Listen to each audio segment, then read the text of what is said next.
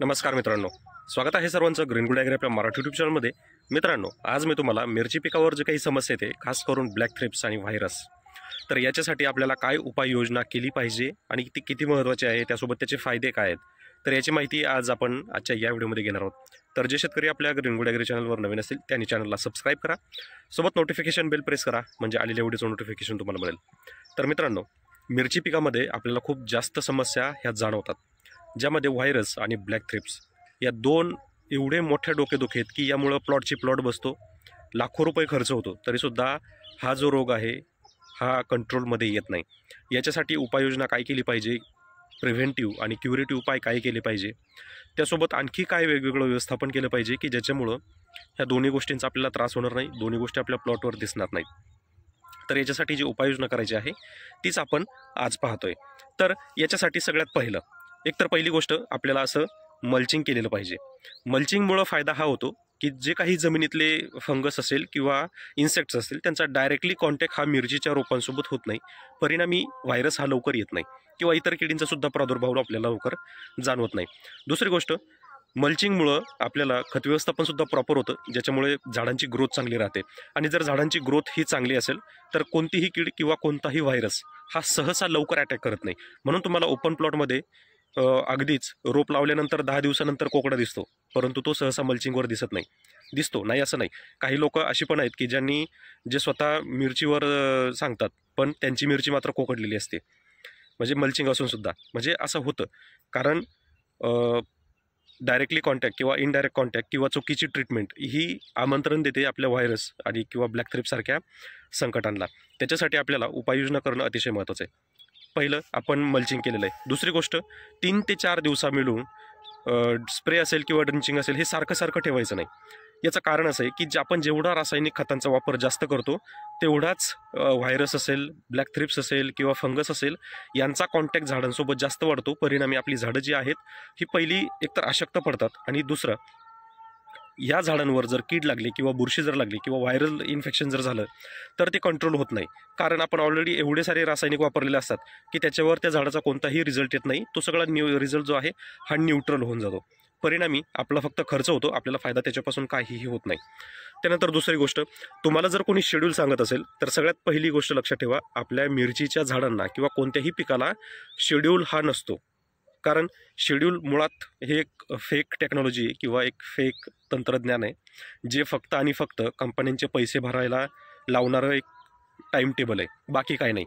नाहीतर आपल्या मिरची रोपाला 4-5व्या दिवशी बेनिविया लागत नाही किंवा 10व्या दिवशी आपल्याला कोराजन लागत नाही, अजिबात नाही। एकदम चुकीचं स्टेप आहे आणि चुकीची माहिती जर कोणी देत असेल तर तो सुद्धा सगळ्यात मूर्ख आहे आणि शेतकरी विरोधी तो माणूस आहे। तर त्याच्यासाठी आपल्याला शेड्यूल नाही तर झाडांची अवस्था काय, झाडांवर आपल्याला रोज ऑब्झर्वेशन करणं गरजेचं आहे। झाडामध्ये जर तुम्हाला 48 तासामध्ये काही बदल दिसत असेल तर तो बदल कशामुळे होतोय, त्या बदलाची कारणं काय आहेत हे आपल्याला जाणून घेणं महत्त्वाचं आहे। आणि ती कारणं जाणून घेतल्यानंतर आपल्याला त्याला कसं थांबवायचं आहे हे पाहणं गरजेचं आहे। मुळात कोणताही शेड्यूल काम करत नाही।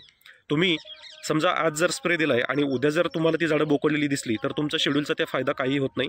आणि बरेच कंपन्या अशा आहेत की ज्यांचं शेड्यूल हे 5व्या दिवशी, नंतर 8व्या दिवशी, नंतर 11व्या दिवशी असं शेड्यूल दिलेलं आहे। सगळ्यात फालतू आणि चुकीचे शेड्यूल आहेत ते, आणि मी तर 100% सांगेल की फॉलो करू नका। कारण रासायनिक खतं अशी आहेत की काही खतांना अगदी 10-10 दिवस लागतात त्यांचा रिझल्ट येण्यासाठी। म्हणजे तुम्ही कोणत्याही खताचा रिझल्ट येण्या अगोदरच दुसरं खत मारता आणि पहिलं खत जे मारलंय किंवा पहिलं जे आपण डोस दिलाय त्याला तुम्ही न्यूट्रल करता पूर्ण, म्हणजे रिझल्ट आपल्याला कशाचाच मिळत नाही। त्याच्यासाठी रासायनिक खतांचा अतिवापर टाळा। तुम्हाला करायचं असेल तर तुम्ही ऑर्गॅनिक प्लस रासायनिक असं करा, पण शक्यतो रासायनिक हे कमी ठेवा, ऑर्गॅनिक पण कंट्रोलमध्येच ठेवा। फार काही जास्त वापरण्याची गरज नसते किंवा कोणी उठून सुटून काही पण सांगतंय, काहीही सांगण्याला अर्थ नाही आहे। आपल्या पिकाला जेवढं गरजेचं आहे आपण तेवढंच द्यायचं आहे। यामुळं एकतर पहिली गोष्ट आपल्या खिशाला कात्री कमी लागेल आणि दुसरी गोष्ट पिकावर येणारे रोगसुद्धा कमी होतील, ॲटोमॅटिक कमी होतील। हे फक्त हे झाल्यावर ते वापरा, ते झाल्यावर ते वापरा, याच्यामुळं फक्त शेतकरी मातीत चालला आहे आणि पिकं जी आहेत ही काही वेळे अगोदरच ती मरून पडत आहेत, त्यांच्यापासून फायदा काहीच होत नाही। आता याच्यानंतरचं पुढचं जे नियोजन आहे ते आहे आपल्याला आपल्या प्लॉटमध्ये सभोवताली ट्रॅप लावणं। ट्रॅप पहिले 2च कलरचे यायचे, निळा आणि पिवळा। आता ब्लॅक थ्रिप्सचं पण प्रमाण आपल्याला जास्त प्रमाणात आढळून येतं. त्याच्यासाठी आता ब्लॅक थ्रिप्सवर व्हाईट कलरचे पण स्टिकी पॅड आलेत, स्टिकी पेपर आपल्याला साधारणतः एका एकरमध्ये 20 ट्रॅप लावणं गरजेचं आहे. कमीत कमी 20 ते 40 पर्यंत आपल्याला ट्रॅप ठेवायचे, ज्याच्यामध्ये संख्या सगळ्यांची समान ठेवा आणि शक्यतो जास्त जो घेरा आहे हा बांधाच्या कडेला ठेवा, म्हणजे बाउंड्रीवर ठेवा, जेणेकरून आपल्याला लक्षात येईल की कोणती कीड किंवा कोणता प्रादुर्भाव आपल्या झाडावर होणार आहे. म्हणजे थ्रिप्स आहे, मावा आहे, काळा मावा आहे किंवा इतर आणखी काही माशा वगैरे आहेत किंवा कीड आहे, तर ही गोष्ट आपल्या लक्षात येईल. त्यासोबतच पतंगांचा जास्त प्रादुर्भाव होऊ नये याच्यासाठी कामगंध सापळेसुद्धा आपल्या प्लॉटमध्ये किमान 8-10 ठेवा. याच्यामुळं काय होईल की जर एखादा पतंग येत असेल अंडी घालण्यासाठी, तर तो सुद्धा त्याच्यामध्ये अडकेल किंवा दिसेल. तुम्ही फक्त कामगंधे सापळेच नाही, एखादा तुम्ही ट्रॅपसुद्धा लावू शकता. मार्केटमध्ये आता नवीन भरपूर सारे ट्रॅप मिळतात, ते ट्रॅपसुद्धा तुम्ही लावू शकता. याच्यानंतर आता हे झालं सगळं काही प्रिव्हेंटिव्हमध्ये करणं. आता क्युरेटिव्हमध्ये जायचं आहे. आता क्युरेटिव्हमध्ये जाताना आपण पहिलं पाहणार आहोत की सुरुवातीच्या स्टेजला काय करायचं आहे. आता प्लॉटमध्ये अशी पण झाडं असतात की ज्यांच्यावर व्हायरस यायला सुरुवात झालेली असते. अशा वेळेस काय करायचं आहे, तर सगळ्यात पहिलं तुमच्याकडे जर नैसर्गिक खत लगेचच्या लगेच तयार असेल तर तुम्ही नैसर्गिक खत द्या. याचं कारण तुम्हाला पुढे सांगणार आहे. थोडंफार प्रमाण जास्त असेल तर अशा वेळेस तुम्ही जैविकमध्ये कोणतेही प्रोडक्ट वापरू शकता. जैविक आणि ऑर्गॅनिक काही वेगळं नाही आहे. जैविक म्हणजे जीवाणू वापरतो थोडक्यात, किंवा ऑर्गॅनिकमध्ये आपण कोणतं तरी ऑइल किंवा एक्स्ट्रॅक्ट आपण त्याच्यामध्ये वापरत असतो. आता याचा फायदा काय होतो की पहिली गोष्ट, आता नैसर्गिक मी तुम्हाला शेवट सांगणार आहे की त्याचा फायदा काय, कारण नैसर्गिक अजूनही आपल्या डोक्यात बसत नाही किंवा त्याचा फायदा आपल्याला अजूनही कळत नाही. तर ऑर्गॅनिक का द्यावं, तर सगळ्यात पहिली गोष्ट, आपण जी किडींना सवय लावतो ही पूर्णपणे रासायनिक लावलेली असते. जो शेतकरी मिरची करतो जवळजवळ 95% शेतकरी हा पूर्ण रासायनिकवर असतो. परिणामी त्या कीटकांची सुद्धा पूर्ण कॅपेबिलिटी झालेली असते की तो त्या केमिकलमध्ये सर्वाइव्ह करतो. परिणामी ज्यावेळेस त्याला एखादा दुसरा घटक असा येतो की जो त्याच्या ना पाण्यात असतो ना खाण्यात असतो, तो जर तो आपल्या प्लॉटवर असेल तर तो अटॅक एकतर उशिरा करतो किंवा त्याला ब्रेक मिळतो. म्हणून सहसा ऑर्गॅनिक आपल्याला पहिल्यांदा वापरायचं आहे. फर्स्ट प्रायोरिटी जी आहे नॅचरलमध्ये द्यायची, दुसरी प्रायोरिटी आहे जी ऑर्गॅनिक जैविकमध्ये द्यायची, आणि थर्ड प्रायोरिटी शेवट ही आपल्याला रासायनिकमध्ये द्यायची. तर ते पण सांगणार आहे पुढं तुम्हाला. आता नैसर्गिक का द्यायचं आहे, तर लक्षात ठेवा नैसर्गिक घटकांमध्ये खूप ताकद आहे, खूप जास्त खत आहेत जी भरपूर सारा रिझल्ट्स येऊन देतात.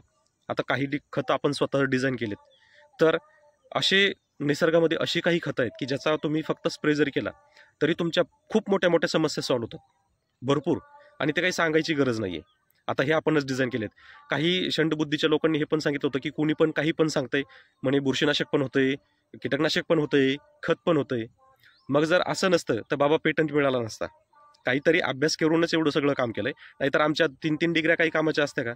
आपण आपली साधी काही आपण शिकलो पण नाहीत, आपल्याला साधं नॉलेज पण नाही, तरीसुद्धा आपला एक टॅग असतो पुढं, ॲग्रिकल्चरिस्ट. तर तो एकदा काढा. आपल्याला शिक्षणाची गरज आहे, अगोदर शिका आणि मग लोकांना शिकवा. तर आता रासायनिक का, तर रासायनिकमध्ये काय होतं की सगळ्यात शेवटचा ऑप्शन हा रासायनिक आहे, आणि ही आपली मेंटॅलिटी पण आहे की आपल्याला नंतर रासायनिकच वापरावं लागणार आहे. कारण लक्षात ठेवा, जो ऑर्गॅनिकने किंवा ज्याला आपण म्हणतो नैसर्गिक खताने, हे जर त्या खताने जर जाऊ शकत नाही तर ते रासायनिकने सुद्धा जाऊ शकत नाहीत. फक्त काय की तुम्हाला आलटून पालटून रासायनिकचे 2 किंवा 3 डोसच्या पलीकडं जास्त करण्याची गरज, कारण जर रिझल्ट आपल्याला 2 किंवा 3 डोसमध्ये जर येत नसेल तर त्याच्यानंतर सुद्धा तुम्हाला रिझल्ट हा येणार नाहीये. त्यामुळं तुम्ही 3 स्प्रे दिल्याच्या नंतर थांबून घ्यायचं आहे. त्याच्यानंतर पुन्हा तुम्हाला फक्त आणि फक्त नैसर्गिकच वापरायचं आहे. नैसर्गिक वापरल्यानंच थोडाफार फरक त्याच्यामध्ये पडू शकतो. रासायनिकमुळं फरक पडेल हा आपला गैरसमज आपल्या डोक्यातून काढून टाका. त्यानंतर आल्यानंतर काय करायचं आहे, तर आल्यानंतर सुद्धा हेच करायचं जे मी तुम्हाला आता सांगितलं आहे. पहिली प्रायोरिटी आपल्याला द्यायची नैसर्गिक, दुसरी द्यायची ऑर्गॅनिक किंवा जैविक, आणि तिसरी द्यायची ती म्हणजे रासायनिक. आता याच्यामध्ये बरेच शेतकरी असे असतात की जे मिश्रण करतात. आता मिश्रणामध्ये सुद्धा आपल्याला बरंच काही सांगितलं जाते की तुम्ही हे झाल्यावर ते वापरा, त्याच्यामध्ये ते वापरा. पण लक्षात ठेवा, जे जैविक शेतीचं आव आणतात की आम्हाला पण माहिती आहे जैविक शेती, मुळात त्यांना अजून जैविक शेती काय हेच कळलेलं नाही आहे. जैविक शेतीमध्ये कोणतंही रासायनिक प्रोडक्ट किंवा फंगीसाईड, इन्सेक्टिसाईड आपण ॲड करू शकत नाही, त्याचा रिझल्ट आपल्याला येणार नाही. तुम्ही कशामध्ये काय वापरू शकता, तर ऑर्गॅनिकमध्ये तुम्ही काही प्रमाणात रासायनिक वापरू शकता. म्हणजे जसं की हर्बल एक्स्ट्रॅक्ट जर असेल तर त्याच्यामध्ये तुम्ही रासायनिक वापरू शकता, कारण तो हर्बल एक्स्ट्रॅक्ट आहे. त्याच्यामध्ये तुम्ही कोणतं कीटकनाशक जरी मिक्स केलं तरी त्याची टेस्ट बदलणार नाही आहे. उलट त्याच्यामध्ये थोडंसं कॉम्बिनेशन, कॉन्सन्ट्रेशन त्याचं जे आहे चांगलं होऊन त्याच्यामध्ये रिझल्ट येतो. आणि अशा वेळेस काही लोक जैविकमध्येच तुम्हाला रासायनिक सांगतात. जैविकमध्ये रासायनिक चालत नाही, ऑर्गॅनिकमध्ये रासायनिक चालतं, पण ते जर एक्स्ट्रॅक्ट असेल तर काही प्रमाणामध्ये, पूर्ण 100% चालत नाही. त्याच्यासाठी कोणत्या ऑर्गॅनिकमध्ये कोणता घटक चालतो हे सुद्धा आपल्याला माहिती पाहिजे. हे जर माहिती नसेल तर अशा लोकांची सल्ले शक्यतो ऐकू नका, किंवा डायरेक्टली एखादा चांगला दुकानदार असेल किंवा चांगला अनुभवी व्यक्ती असेल तर अशा व्यक्तीलाच तुम्ही ते विचारा, ज्याच्यामध्ये आपला लॉस होणार नाही. ह्या प्रमाणात आपल्याला अशा व्हायरस असेल किंवा ब्लॅक थ्रिप्स असेल यांचं नियोजन करायचं आहे. नियोजन करताना जर काही चूक भूल होत असेल किंवा काहीतरी नियोजन चुकतं असं वाटत असेल तर अशा वेळेस तुम्ही सर्रास नैसर्गिक खतांचा वापर करा, ज्याच्यामध्ये फिश ऑइल असेल, ताकंडी असेल किंवा आणखी दही अंडी असेल, यांचा वापर तुम्ही करू शकता. सगळी माहिती तुम्हाला ऑलरेडी सगळ्या आपल्या चॅनलवर आहेत. त्यासोबतच मिरची संबंधी तुम्हाला काही जरी अडचण येत असेल तरी तुम्हाला त्याची माहितीसुद्धा दिलेली आहे. तसंच मिरची पिकाचं शेड्यूल जे आहे किंवा प्रॉपर डोस कोणते द्यायला पाहिजेत सुरुवातीच्या कालावधीमध्ये, ते का द्यायला पाहिजेत, किती द्यायला पाहिजेत आणि काय द्यायला पाहिजेत, ही सगळी माहिती आपल्या व्हिडिओमध्ये अवेलेबल आहे. तुम्ही जाऊन मिरची लागवडीची प्लेलिस्ट चेक करू शकता, ज्याच्यामध्ये तुम्हाला सगळी माहिती दिलेली मिळेल. तर मित्रांनो, हा आजचा आपला हा व्हिडिओ कसा वाटला नक्की कळवा. व्हिडिओ जर आवडला असेल तर व्हिडिओला लाईक करा, चॅनलला सबस्क्राईब करा आणि हो, व्हिडिओला शेअर करायला विसरू नका. तसेच तुम्ही जर मिरची लागवड करत असाल तर मिरची लागवड करताना सांगितलेले 3 मुद्दे नेहमी लक्षात ठेवा. पहिली गोष्ट, शेड्यूल अजिबात फॉलो करायचं नाही.